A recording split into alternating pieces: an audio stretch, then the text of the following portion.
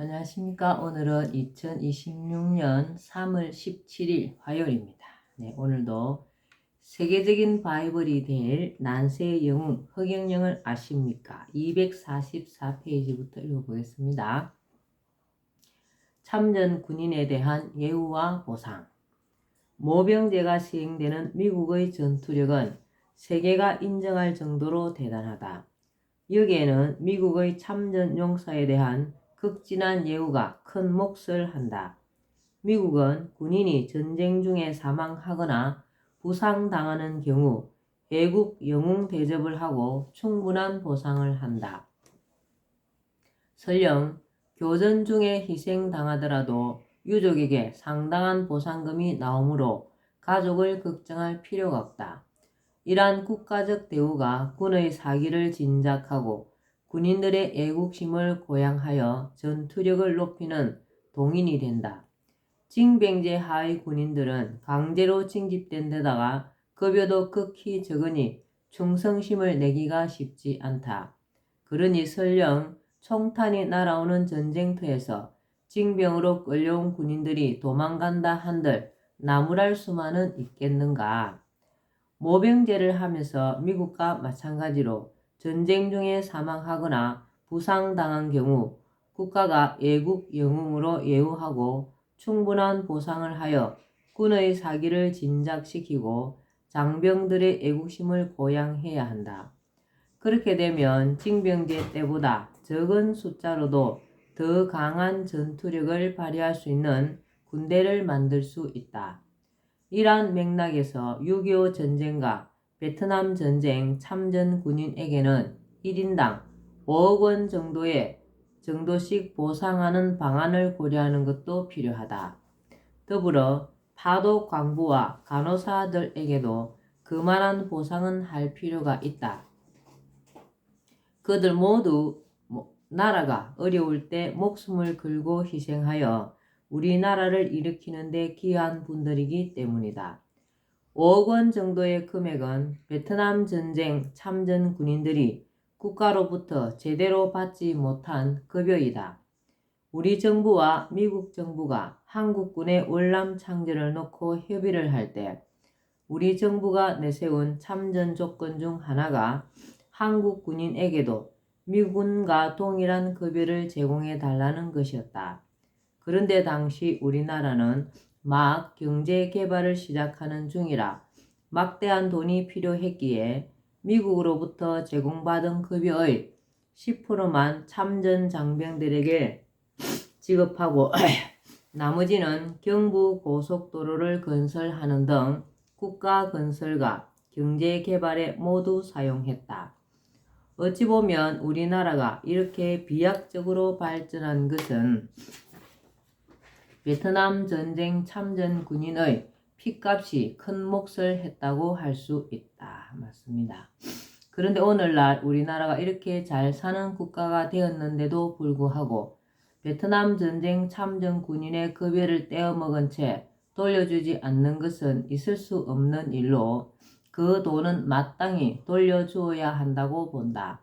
그리고 6.25 전쟁 참전 용사에게도 그에 준하는 보상을 해주는 것이 당연하다.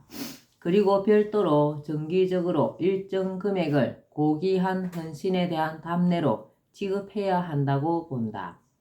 참전 군인이 이미 사망했을 경우에는 가족에게 그 돈을 주면 될 것이다.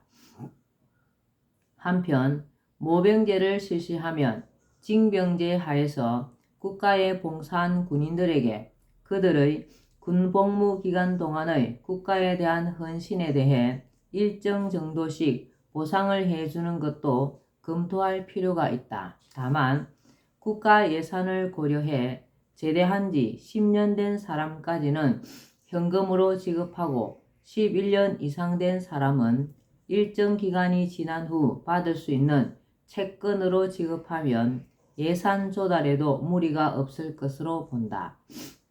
이것은 국가로서 당연히 해야 할 일이라고 생각한다. 인생의 중요한 시기에 3년 6개월에서 2년 정도에 이르는 시간을 국가와 국민을 위해 헌신한 국민에게 아무런 보상 없이 입을 싹 닫고 있는 것은 국가의 도리가 아니기 때문이다. 최저임금 기준을 생각했어도 월 단돈 몇만 원에서 몇십만 원을 지급한 것은 국가가 장병들의 노동력을 착취한 것이나 다름없다고 생각한다. 참전용사를 비롯하여 애국자에 대해 국가가 충분한 예우와 보상을 해주는 것은 현재 장병들의 애국심과 사기를 더 높이는 일이 되며 군인이라는 직업을 기피하지 않고 자원하는 동인이 된다. 자연스럽게 국민들에게 애국하는 마음과 태도를 갖도록 할 수 있고 궁극적으로 국방력이 튼튼해지는 결과로 귀결될 것은 말할 나위도 없다. 모병의 대상도 젊은 청년층에 한정하지 않고 지원자는 특별한 결격 사유가 있지 않는 한 누구든지 일단 받아들이는 것이 좋다고 생각한다.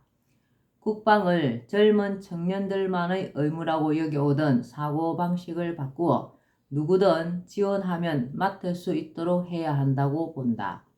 이것은 실업 문제 해결에도 기여할 것으로 기대된다. 군인들의 휴가 기간도 늘려서 재충전의 시간을 갖도록 하여 군인들도 보다 인간답게 살 수 있는 여건을 마련해 줄 필요가 있다. 모병 군인은 하나의 직업이기 때문에 그 직업을 가진 상태에서도 질 높은 삶을 살 수 있어야 하고 국가는 그것을 보상해야 한다. 제6장 미래로 가는 길목에서 우리는 지금 선택의 기로에 서 있다. 한강의 기적에 이어 다시금 우리나라가 비약적인 발전을 이루며 세계인이 부러워하는 초인류 국가로 발돋움할 것인가? 총체적 난제들을 해결하지 못하고 존재조차 희미해지는 나라로 전락하고 말 것인가? 후손들의 미래는 오늘을 살아가는 우리 손에 달려 있다. 지역개발 그만하고 가정경제 살려야. 세계 최고의 지하철. 세계에서 우리나라처럼 지하철이 잘 된 나라는 없다. 에스컬레이터와 무빙워크, 엘리베이터, 그리고 깨끗한 공중 화장실, 미니 독서 공간 등 갖추지 않은 것이 없다. 도시이든 농촌이든 도로도 잘 조성되어 있고 곳곳에 꾸민 공원도 아름답다. 인공호수와 분수까지 갖춘 멋진 호수공원도 있다. 도시마다 대형 도서관과 시청이나 구청 이름을 딴 예술회관이나 문화관도 있다. 지자체마다 청년들은 멋진 위용을 자랑한다. 그러나 나는 마냥 기분이 좋지만은 않다. 아니, 씁쓸한 마음을 금할 수 없다. 예산 낭비와 누수가 생각나서만은 아니다. 편리하고 화려하며 위용을 자랑하는 온갖 공공시설과는 달리 우리 국민 개개인의 삶은 각박하고 고달프기 그지없기 때문이다. 젊은이부터 노년층까지 안정된 삶을 사는 국민은 그리 많지 않다. 먹고 사는 것부터 녹록지 않고 인생의 중대사를 포기하고 사는 국민이 엄청나다. 젊은이들은 바늘 구멍만한 지원문을 통과하기 위해 한평 고시방에 들어가 몇 년이고 제대로 먹지도 못하고 쪽잠을 자며 생활한다. 청년들은 아파트 한 칸 마련하는데 진 빚 갚으랴, 아이들 학원 보내고 가외시키랴, 노후 준비하랴, 부부가 맞벌이를 하여도 생활에 여유가 없다. 노년층은 자식들을 키우느라 돈과 시간을 다 쓰고 이제 남은 것은 아픈 몸뿐이다. 자식들은 자식들 살기도 힘드니 부모를 부양할 여력이 없다. 병든 노인들은 요양원밖에 갈 곳이 없다. 국가의 경제 규모가 세계 10위라느니 1인당 GNP가 3만 불이 넘었다느니 하지만 대다수 국민에게는 먼 나라 이야기처럼 들릴 뿐이다. 이제 가정 경제를 살려야. 가정은 사회라는 큰 집의 한 장 한 장 벽돌과 같다. 벽돌 한 장 한 장이 단단하고 서로서로 잘 결합되어 있어야 집 전체가 튼튼하다. 그런데 지금 우리 사회는 소수의 금강석처럼 단단하고 화려한 벽돌과 시멘트가 덜 들어가 부실하기 짝이 없는 다수의 벽돌이 엉성하게 쌓여 있고 겉모양만 요란하게 치장한 집과 같다. 겉모습에 아무리 돈을 들여 화려하게 치장해도 속이 문제인 집은 언제 무너질지 모르는 불안한 집이다. 그럼에도 정치인들은 선거 때만 되면 그 치장을 더해서 멋있게 보이도록 하여 집값이 더 나가게 해주겠다고 국민을 해놓간다. 지역개발은 이제 그만해도 충분하다. 세계 최고의 지하철, 사방팔방 연결된 도로, 호수가 있는 멋진 공원, 대형 도서관과 문화관, 호텔급 공중 화장실, 그 이상 무엇을 더 하겠다는 말인가? 국가 예산 따오기 지역 사업 발굴은 당장 중단되어야 한다. 그 대신 남아도는 예산으로 부서지기 일보 직전인 벽돌 한 장 한 장에 신경 써야 한다. 국민의 생활고를 해결해 주어야 한다. 당장 취업이 안 되어도 젊은이들이 생활은 되도록 해주고 누구든 마음만 먹으면 쉽게 결혼하여 자녀를 낳고 건실한 가정을 꾸려갈 수 있도록 해주어야 한다. 열심히 일하는 장년들이 어느 정도는 여유 있는 삶이 가능하게 해주어야 한다. 빚 걱정 없고 사교육비 부담으로 허리가 휘청이지 않도록 국가가 나서 주어야 한다. 우리나라 경제를 발전시킨 주역인 노년 세대가 노후를 걱정 없이 편하게 보낼 수 있도록 국가가 관심을 보이고 노후 생계 문제를 해결해 주어야 한다. 지역개발 대신 개인과 가정경제를 살려야 한다. 기본소득제와 국민배당금제. 바야흐로 인류 문명은 4차 산업시대로 접어들고 있다. 4차 산업혁명은 인공지능 AI, 로봇기술, 사물인터넷 IoT, 드론, 자율주행차, 가상현실 VR 등이 주도하는 차세대 산업혁명이다. 미래학자들은 이러한 인공지능과 디지털 시스템이 산업이나 일상생활에서 인간의 노동을 대신함으로써 장차 수많은 일자리가 사라질 것으로 내다보고 있다. 그래서 일자리를 잃고 실업 상태에 놓일 사람들이 엄청날 것으로 예측하고 있다. 이에 대한 대책으로 현재 기본소득제에 대한 논의가 세계적으로 일어나고 있으며 우리나라도 예외는 아니다. 특히 코로나19의 장기화로 국민의 생계가 위협받는 상황이 되면서 기본소득제 논의가 여권 일각을 중심으로 급물살을 타고 있다. 최근에는 기본소득당이라는 정당까지도 생겼다. 나는 물론 4차 산업시대가 되어도 어느 정도는 대체할 일자리가 생기므로 일자리에 대해서는 그렇게 크게 걱정할 필요는 없다고 보지만 기본소득제를 논하고 있는 것에 대해서는 한마디 하고 싶다. 우선 학자나 정치인들은 지금 기본소득제를 논하면서 기본소득제의 기원을 서구에서 찾는데 이것은 정직한 태도가 아니라고 본다. 적어도 우리나라에서만큼은 내 방안의 영향이 없을 수 없다. 내가 이미 30여 년 전에 일정 나이 이상의 국민에게 매월 생활이 가능할 정도의 돈을 지급하는 방안을 비롯하여 일단의 방안들을 제시한 이래 그것들을 지속적으로 강조해왔고 선거철이 되면 여야 정당의 선거 캠프에서 내 방안들을 연구하고 유사 방안을 만들어 왔던 것을 알만한 사람은 다 알고 있다.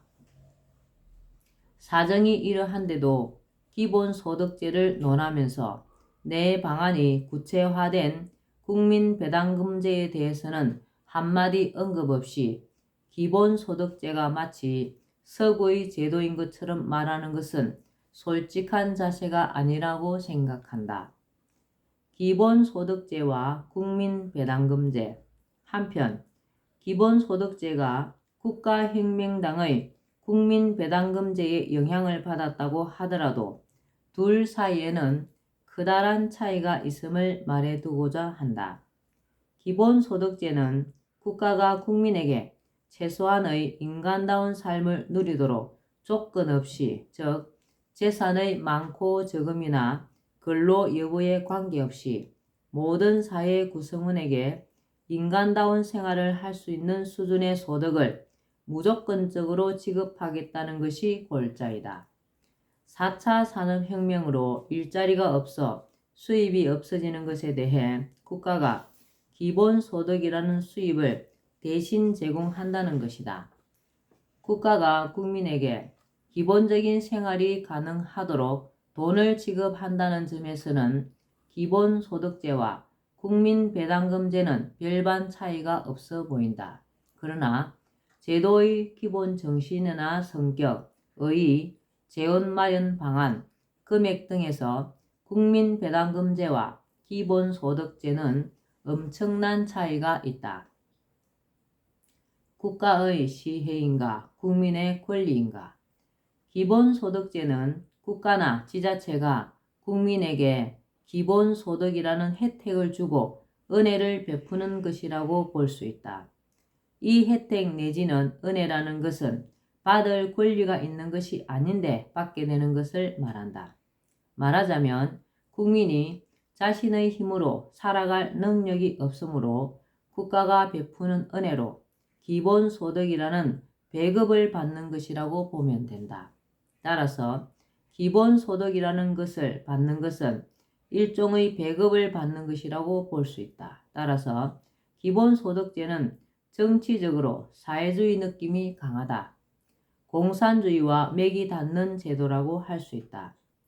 국민배당금제에서는 국가를 주식회사로 국민을 주주로 보기 때문에 국가 경영으로 들어온 수익금은 당연히 주주인 국민 모두의 몫이다. 따라서 국가 경영에 필요한 경비 외에 수익금이 주주인 국민에게 배당되어야 하는 것은 당연하다. 말하자면 배당금은 혜택이 아니라 국민의 당연한 권리이다. 당당하게 배당금을 요구할 권리를 행사하여 받게 되는 것이다. 당당하게 배당금을 요구할 권리를 행사하여 받게 되는 것이다. 국민배당금입니다. 또 국민배당금제는 자본주의의 토대를 두고 있다. 주식회사와 주주, 배당제는 모두 자본주의 개념이다. 회사가 수익을 많이 내면 주주의 배당이 커지는 것처럼 국민배당금도 국가 수익이 많아지면 월 150만원 이상도 받을 수 있다. 기본소득도 인간답게 살아갈 수 있도록 보장책을 마련해 달라는 생존권 혹은 사회권에 의한 지급이라고 볼 수 있지만 이러한 권리는 사회주의 국가의 배급받을 권리와 크게 다르지 않다. 그리고 이러한 제도는 국가가 국민을 통제하는 수단으로 악용될 수도 있다. 은혜와 권리, 여기에는 엄청난 차이가 있다. 기본소득제에서는 국가가 주체이고 국민은 국가의 보호와 통제 속에 있는 대상이다. 따라서 기본소득은 국민의 자존감을 훼손할 수 있다. 인간의 자립과 자주정신을 건드린다. 생존권의 보장 차원이라고 해도 왠지 당당한 기분이 들지는 않는다. 그러나 국민배당금제에서는 국민이 국가의 주인이라는 점이 강조된다.